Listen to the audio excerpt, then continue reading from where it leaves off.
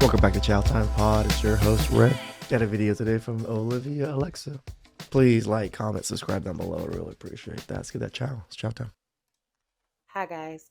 The majority of women out here were never taught what a good man looks like. They were never shown the true blueprint and inner workings of a good man. A lot of women didn't grow up with strong, positive role models, so it makes it damn near impossible for them to actually be able to identify one. A lot of this has to do with the female liberation movements that sold them lies. The feminist movement got their mothers, and the Me Too movement got them. Feminists got their mothers, Me Too got them. No, I think feminism got their grandmothers somewhat, and then definitely dug into their mothers. And I guess Me Too would be a big thing now. They have little to no personal examples of good men. So they seek This is 100% for sure because, again, I go to the cafe, I talk to all the girls. All of them don't have good fathers in their lives, nor do they even have fathers in their lives. It is the statistics is so real. It's so real that even I would doubt it sometimes. Like, man, is it really that bad? But I can go to the cafe and there's what, 30 girls there, maybe 40 girls that I know. I don't think any of them have fathers in their lives like that. Very few.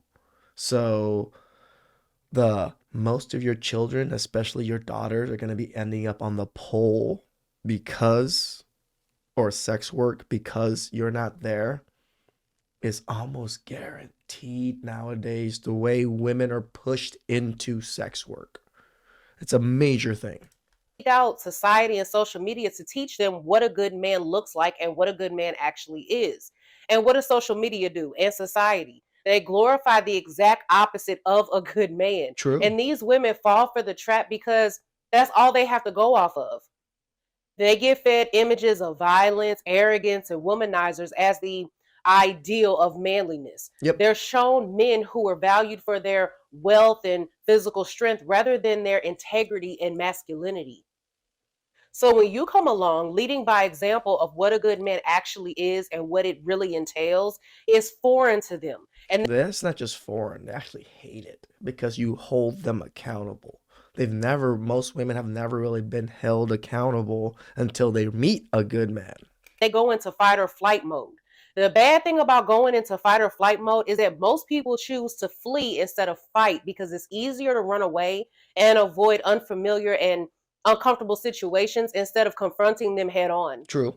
By simply existing and being yourself as a good man, you're introducing her to a world that's so far removed from her reality and every single thing that she's been conditioned to believe. Mm-hmm. Her initial response is confusion, and then her second response is to reject it. Yep.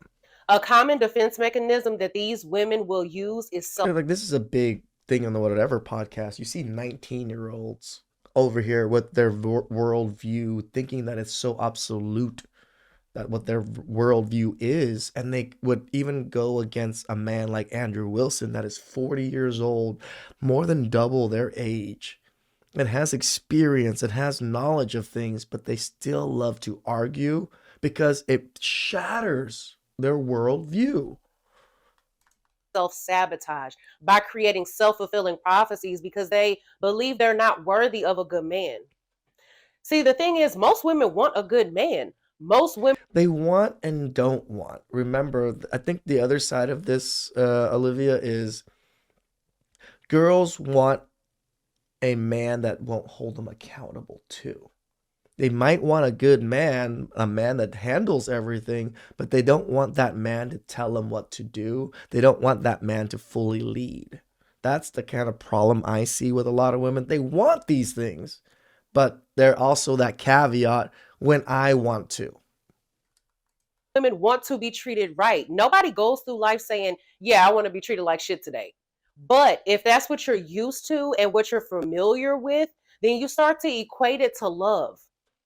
I've literally had women come to me and say that a man doesn't love them if he doesn't hit them because they equate physical violence.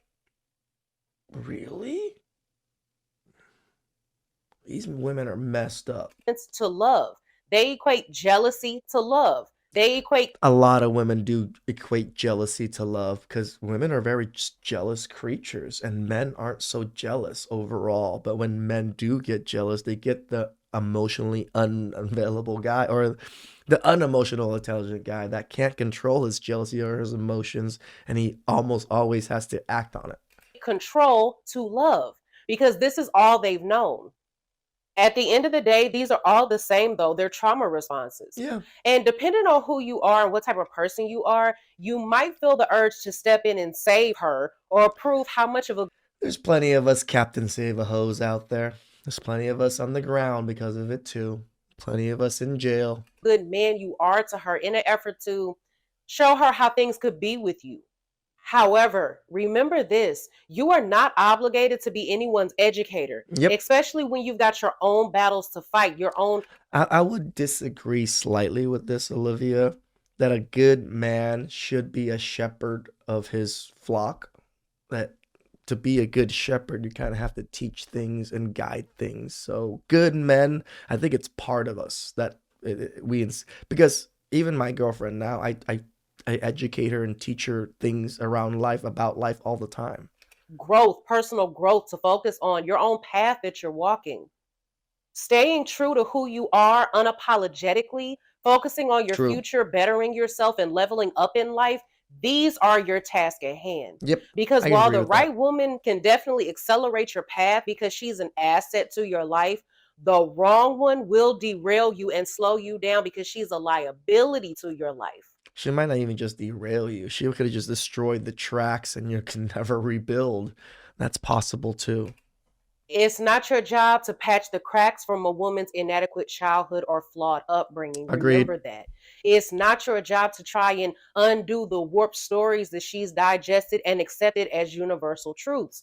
You're not expected to instantly transform a woman's perspective on life. That's not your job, that's hers. Because let me remind you, the average life expectancy of men worldwide is 72. And that's on the long end of the spectrum. Do you know how short 72 years is? Pretty Meaning you short. don't have the luxury of wasting time trying to re raise someone. I mean, technically, I'm past half my age in a sense, or about half my age now at 72.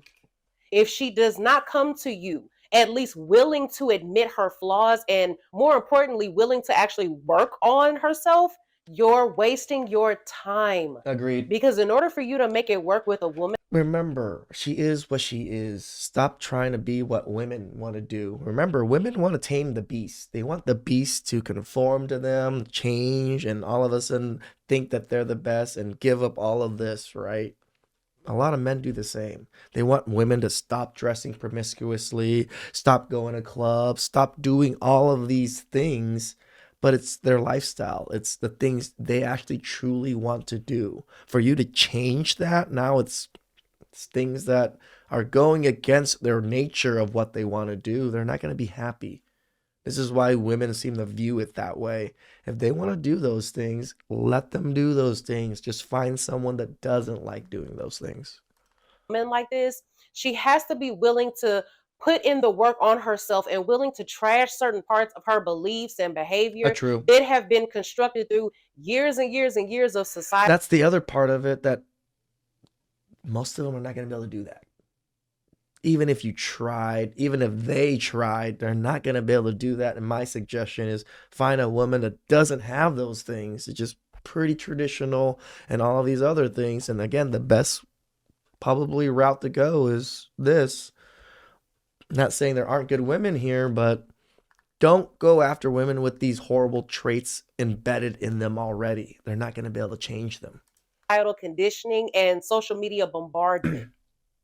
Your ultimate goal is to keep being you unapologetically and authentically, to Damn right. continue evolving and growing and pursuing your ambitions. I tell you guys all the time, I'm constantly learning, I'm constantly growing. Even in my videos, you guys see me like, oh, there's all moments that I'm like, oh, okay, this helps solidify my worldview about this. Because in doing so, you'll raise the bar along with your standards and expectations. Remember that staying true to who you are doesn't mean that you have to fit into someone else's definition of what they feel like a good man is. True. It means living life according to your principles, regardless of whether they align with societal norms or not. True. And if your authenticity makes other people uncomfortable, remember that it's not your responsibility to adjust your identity to fit their comfort zone either. Mm-hmm.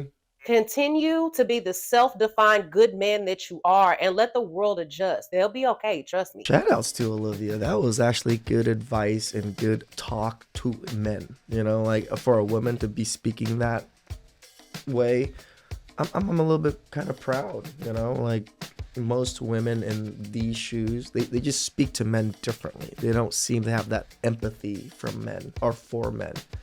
I'll give it to her. She has it. Please like, comment, subscribe down below. I really appreciate that. I'll catch you guys next time. Ciao.